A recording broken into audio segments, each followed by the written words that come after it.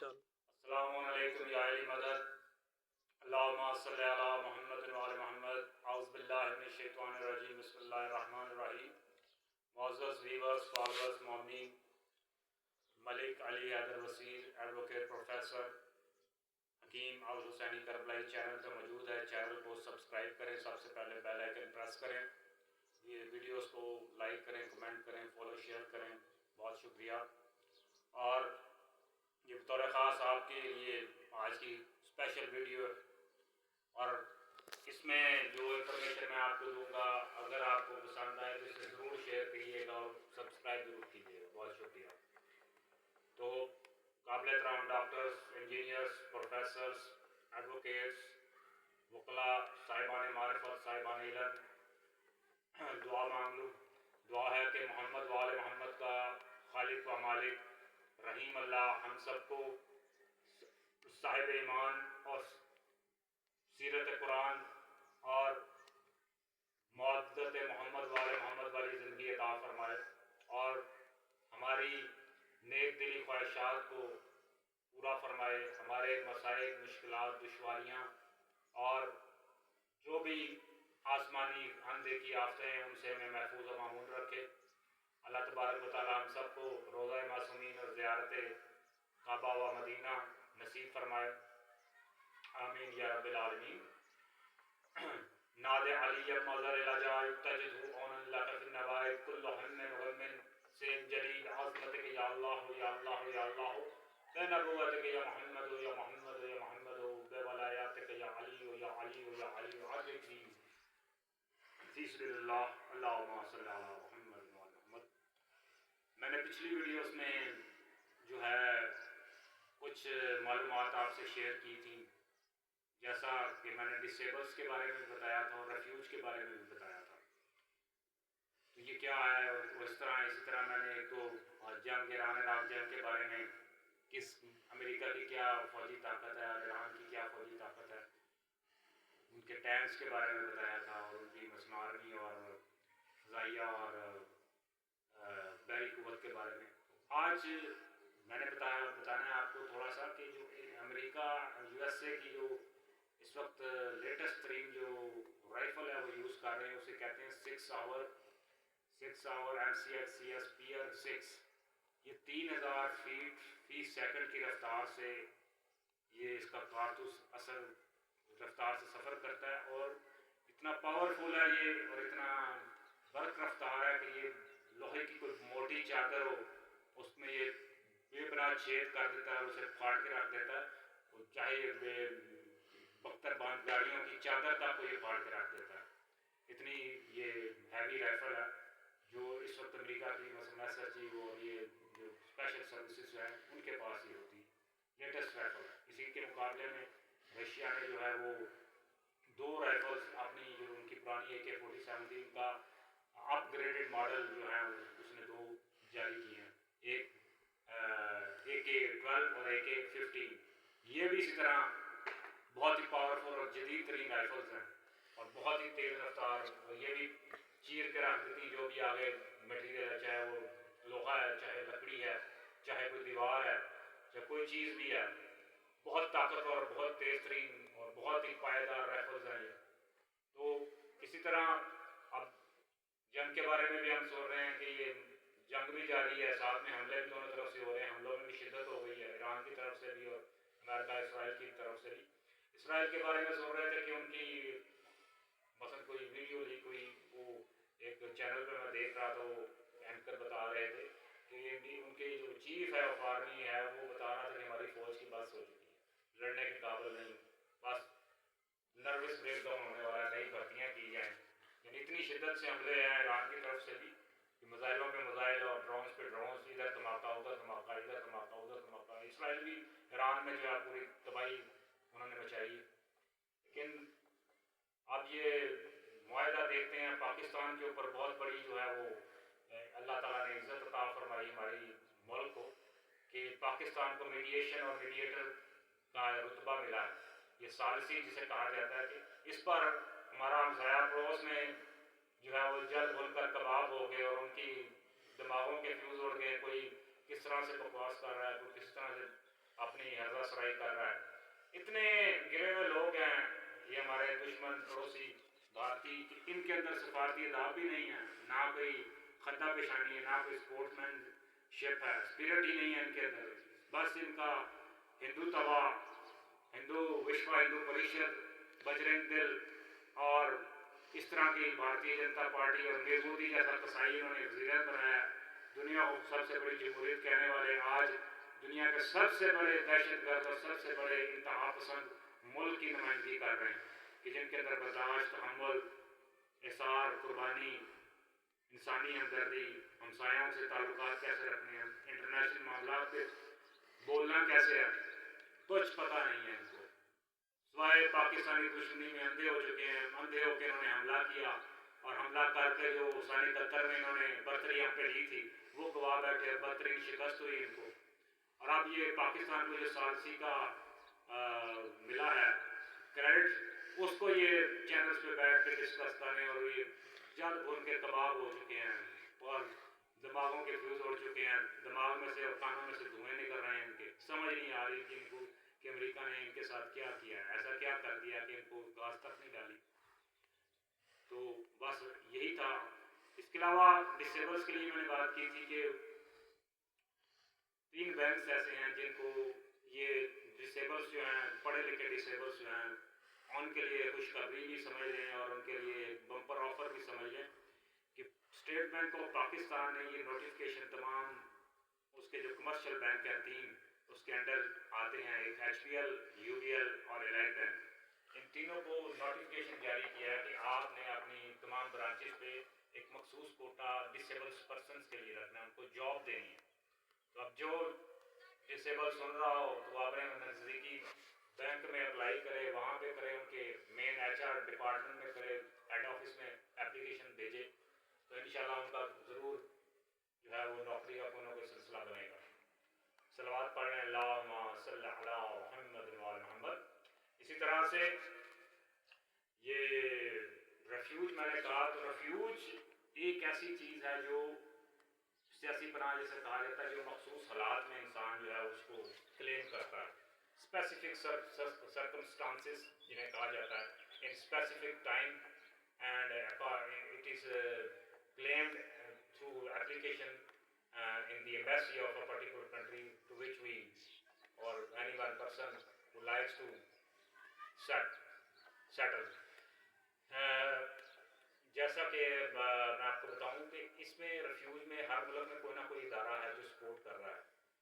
میں آپ کو آذربائیجان کی مثال دوں، شیعہ کنٹری ہے مومنین کے لیے. اگر آپ وہاں پہ سیٹ ہونا چاہتے ہیں، وہاں پہ روزگار کے مواقع ہیں، جابس کے، ایجوکیشن کے، یونیورسٹیاں، کالجز ہیں، کال سینٹرز ہیں، بینکس ہیں، این جی اوز ادارے ہیں ایسے جو آپ کو وہاں پہ ڈسیبلس کو بھی جاب دیں گے، سیٹلمنٹ دیں گے، میڈیکل ٹریٹمنٹ دیں گے. اس میں کیا کہتے ہیں، جو ان کا مین ادارہ ہے وہ ریڈ کریسنٹ سوسائٹی ہے، جو ڈسیبلس پرسنس کو یا جو بھی مثلا ویک فائنینشیل کنڈیشنز والے ہیں ان کو وہ سپورٹ کرتے ہیں، فائنینشیل سپورٹ کرتے ہیں، ان کو ریزیڈنس، رہائش، ان کی جاب کی فیسلٹی کریٹ کر کے دیتے ہیں. اسی طرح رشیا کے میں نے بتایا تھا، وہاں پہ بھی اقوام متحدہ یونینوں کے اندر 2 ایسی آرگنائزیشنس ہیں جو وہاں پہ سیٹلمنٹ، پناہ، ریفیوج کیسز اور جاب پلیسمنٹ کر کے دیتی ہیں. ایک تو میں نے بتایا تھا all of the Russian association of the blind. اس کے علاوہ بھی 1-2 یو این او کی آرگنائزیشن، وہ آپ سرچ کریں گے رشیا کے والے سے آپ کو مل جائیں گی. اسی طرح سے اگر آپ کینیڈا میں دیکھیں تو کینیڈا میں بھی کینیڈین ریفیوج کونسل ہے، وہ سپورٹ کرتی ہے، فائنینشیل سپورٹ بھی کرتی ہے، ریزیڈنس، جاب، اس طرح کی چیزیں جو سیٹل ہونا چاہتے ہیں وہاں پہ ان کے تھرو آپ جو ہے اپنا کیسز کو جو ہے تیار کر سکتے ہیں. تو مین چیز میری یہ ہے کہ اگر آپ خود سے ٹرائی کریں، آپ کے پاس انٹرنیٹ ریسورسز ہیں، وائی فائی ہے، گھر میں انٹرنیٹ ہے، آپ کالجز، یونیورسٹیز کو، وہاں کے کوئی مثلا اسٹوڈنٹ ویزا لینا چاہتا ہے تو آپ کالجز، یونیورسٹیز کو ایکسپلور کریں. ایسے کالجز، ایسی یونیورسٹیز جہاں پہ کم فیس ہے اور داخلہ یقینی ہے، ان کو چیک کیا جائے. اور ایسے ادارے جو وہاں پہ آپ کو ریفیوج میں مدد دیتے ہیں وہ ایکسپلور کیے جائیں. تو آپ اپنا کیس خود تیار کر سکتے ہیں. آپ کو کسی ایجنٹ، کسی کیا کہتے ہیں یہ اس کی ضرورت نہیں پڑے گی، تھرڈ مین کی، جو آپ سے کمیشن دے کے آپ کے سارا کیس تیار کریں. لکھنی تو اپلیکیشن ہے. سب سے پہلے آپ کے پاس پاسپورٹ ہونا چاہیے. پاسپورٹ ہے آپ ایک اپلیکیشن ڈرافٹ کریں گے، فرض کریں آپ آذربائیجان یا کینیڈا یا رشیا کے یا کسی بھی ملک کے ایمبیسی میں درخواست دیتے تو آپ نے وہاں پہ ایمبیسی کے نام درخواست لکھنی، دی بیسٹ پرٹیکولر کنٹری، جس طرح جو بھی ملک کا نام ہے Azerbaijan, Russia, Canada, the best لکھ کے نیچے آپ نے سبجیکٹ کی ہیڈنگ دینی ہے، اور سبجیکٹ میں آپ نے کلیم کرنا ہے، رائٹ کرنا ہے اپلیکیشن فار ریفیوج آن، جس بنیاد پہ آپ کر رہے ہیں، آن لائف تھریٹ یا جان کا خطرہ تھا، یا آن میڈیکل اسپانسرشپ چاہیے، فائنینشیل اسپانسرشپ چاہیے، اس کے لیے یہ ایڈنگ دے کے نیچے سے آپ نے وہ درخواست میں اپنا تمام عنوان، جس بنیاد پہ جو مسائل ہیں آپ کو کیوں آپ جانا چاہ رہے ہیں لکھ کے آپ نے اپلیکیشن دینی، سال میں پاسپورٹ کی نقل نکالنی ہے، ایمبیسی کی ان کی ویب سائٹ پہ دے دیں، یا ان کے کیا کہتے ہیں خود ایمبیسی جا کر وکیل کے ذریعے through an advocate, professional advocate جائیں اور اپلیکیشن سبمٹ کرائیں۔ اپلیکیشن میں پلس آپ کو اپنے، اگر آپ تعلیمی یافتہ ہیں تو اپنے تعلیمی ڈاکومنٹ ساتھ میں، police character certificate, police verification, اور کیا کہتے ہیں اپنا آئی ڈی کارڈ اور دوسری تمام معلومات اپنے جو وہ مانگیں گے وہ آپ کو پرووائڈ کرنا پڑیں گی، اور آپ کا یہ کام ہو جائے۔ اگر وہ بہتر سمجھیں گے، اس قابل سمجھیں گے کہ آپ کے ڈاکومنٹس جو ہیں وہ ویلڈ ہیں اور آپ کا کیس جو ہے وہ مضبوط ہے، تو وہ آپ کو ویریفائی کر دیں، آپ کو ریفیوج مل جائے گی۔ اس میں کیا ہوگا کہ جو آپ نے ایجنٹ کو پیسے دینے ہیں، جو 15-20 لاکھ 50 لاکھ فیسیں آپ نے بھرنی ہیں، وہ آپ تھرو ایمبیسی بھریں گے، وہ آپ کے سیکیور ہوگا، اس میں آپ کو کسی قسم کا غبن یا کسی قسم کا دھوکہ فراڈ نہیں ہوگا، آپ کو انسانی سمگلنگ کا سامنا نہیں کرنا پڑے گا۔ یہ میں ریفیوج کی بات کر رہا ہوں۔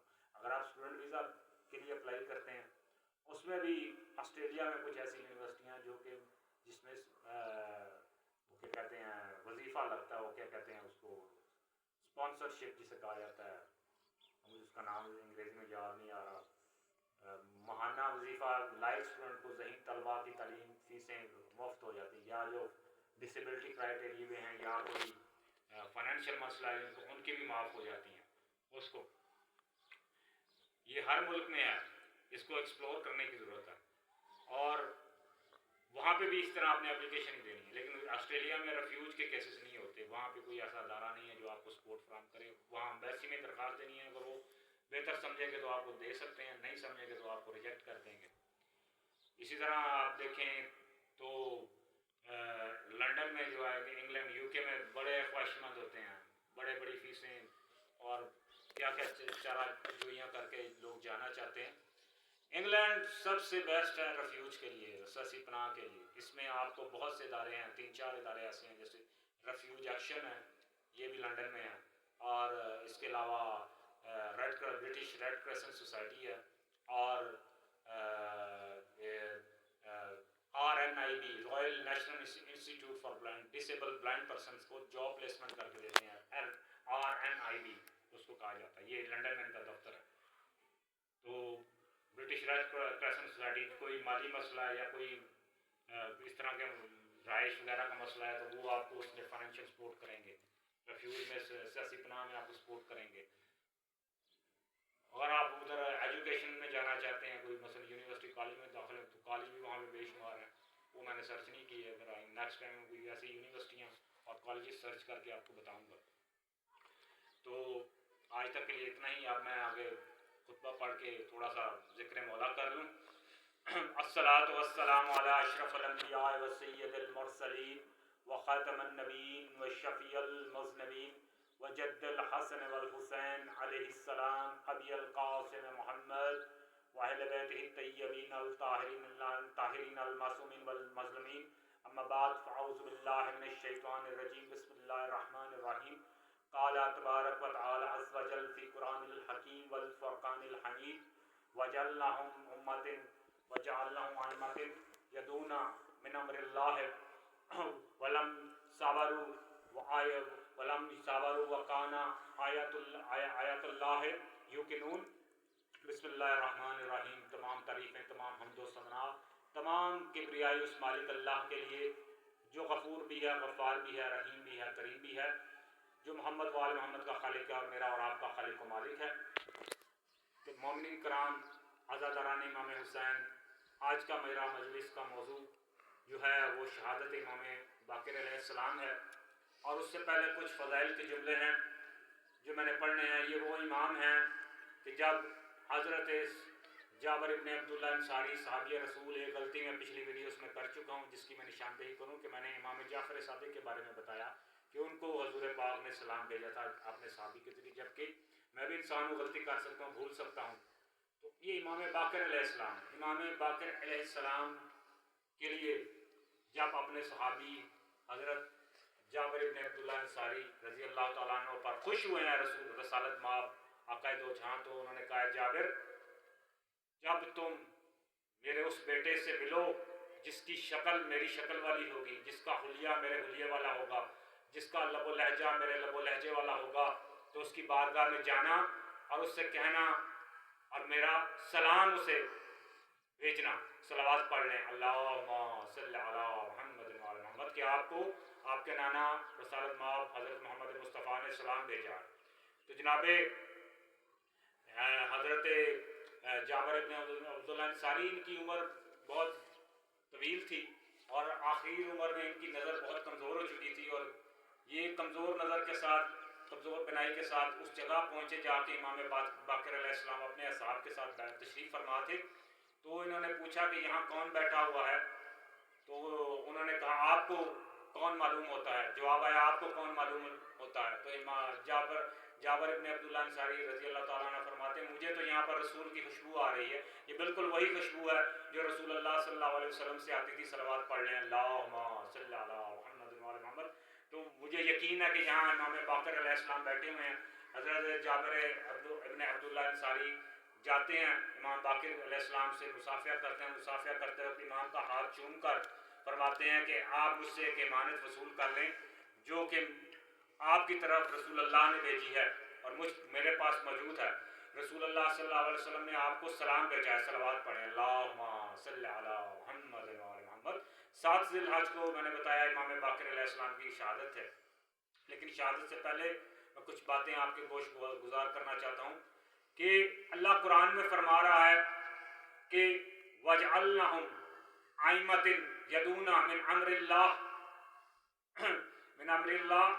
वलम सबरू वकाना आयतुल्लाह युकिनून, कि अगर हम चाहते तो जिनमें से हमने इमाम बनाए हैं उनमें से, जिनमें अगर हम चाहते कि कुछ में से, इनमें से कुछ को हमने इमाम बनाया है, इनमें से कुछ को हमने इमाम बनाया है, और जो कि सब्र करने वाले थे और अल्लाह की आयत पर यकीन रखने वाले थे।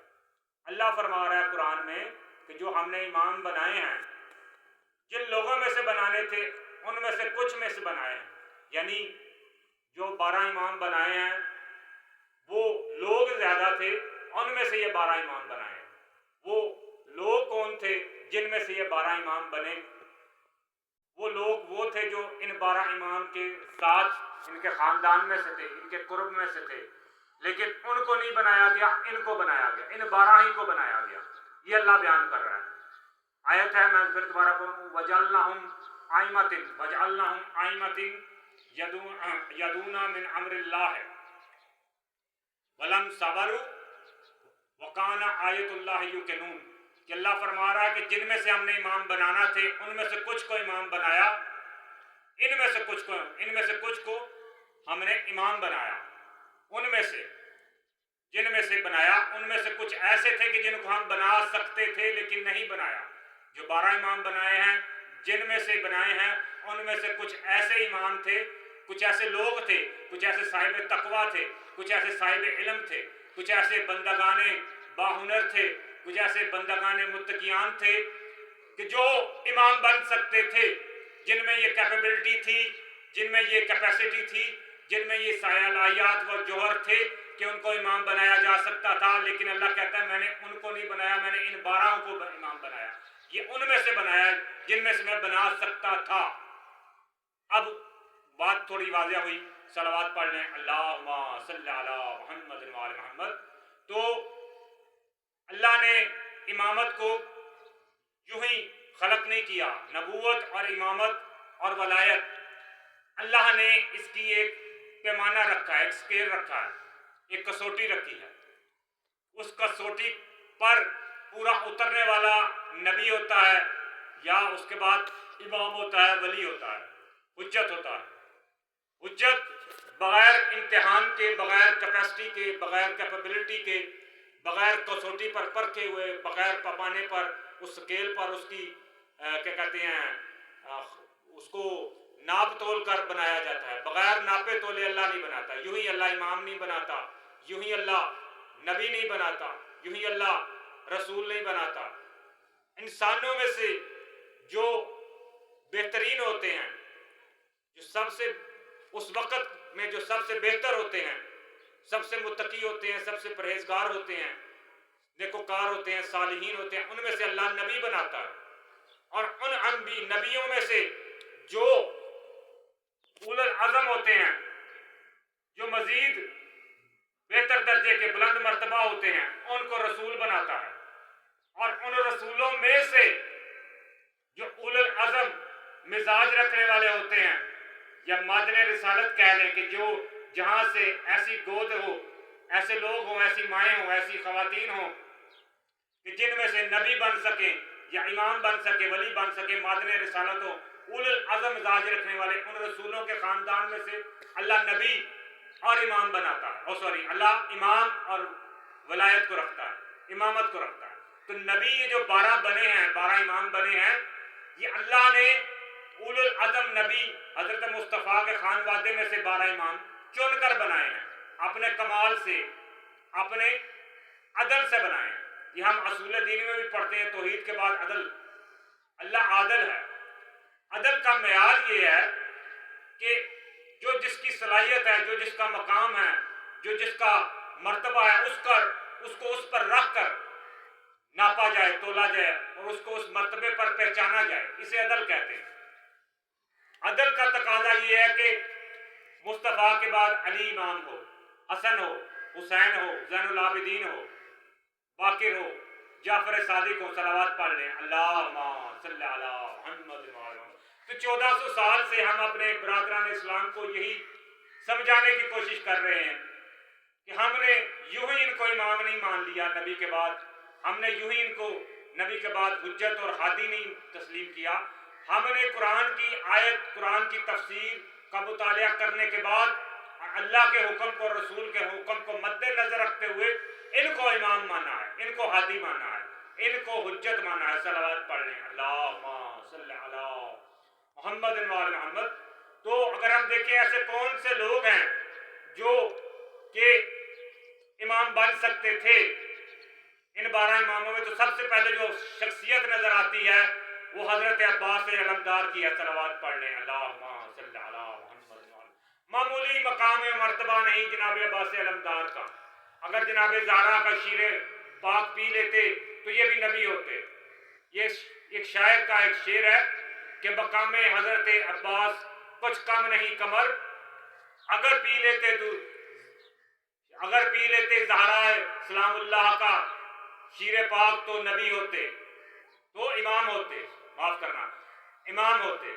یہ شعر ہے کہ اگر عباس علمدار میں وہ کیپیسٹی تھی، یہ نبی نہیں ہے، امام نہیں ہے، لیکن امام نہ ہو کر بھی ان میں وہ امامت والی کیپیسٹی تھی، صلاحیت تھی کہ انہیں امام بنایا جا سکتا. اس طرح اسماعیل بن امام جعفر صادق اور حضرت زید شہید بن اسماعیل بن امام جعفر صادق، یہ وہ ہستیاں ہیں کہ جن کو امام بنایا جا سکتا تھا. اسماعیلی امام جعفر صادق کے فرزند حضرت اسماعیل کو امام مانتے، اسماعیلی فرقے والے اور گوری فرقے والے.